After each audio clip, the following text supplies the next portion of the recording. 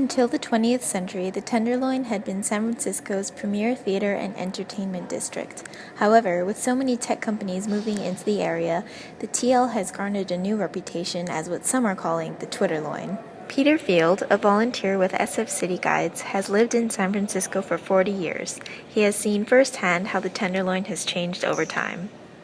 They started moving from the downtown district, the future Tenderloin, as as the city's entertainment district began to move in that direction also. By 1890, the theaters had mostly moved into the Tenderloin, and the entertainment district had switched into the Tenderloin also. By the 70s, live theater was struggling in San Francisco. There were attempts to get it going again. The Orpheum reopened over on Market Street up by where the library is.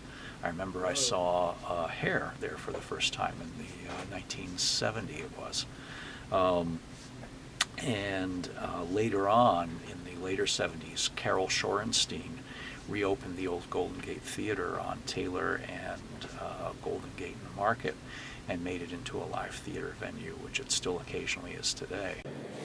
Suzanne Appel, managing director at the Cutting Ball Theater, has collaborated with tech companies like Twitter, Yammer, Zendesk, and Spotify to familiarize them with the other businesses and organizations that call the Tenderloin their home.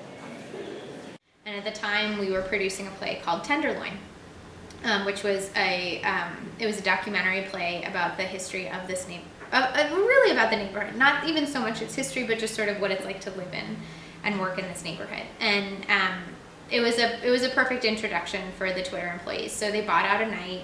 We also we partnered with 50 Mason Social House, which is a bar on Mason Street, and all of their employees who came to see the show came to 50 Mason first. We had a happy hour for them there, and then they came over and saw the show at our theater. So it was a nice opportunity to partner with other organizations in the neighborhood, and they all saw the show. And I think that was really great. It was a good introduction in the neighborhood for them.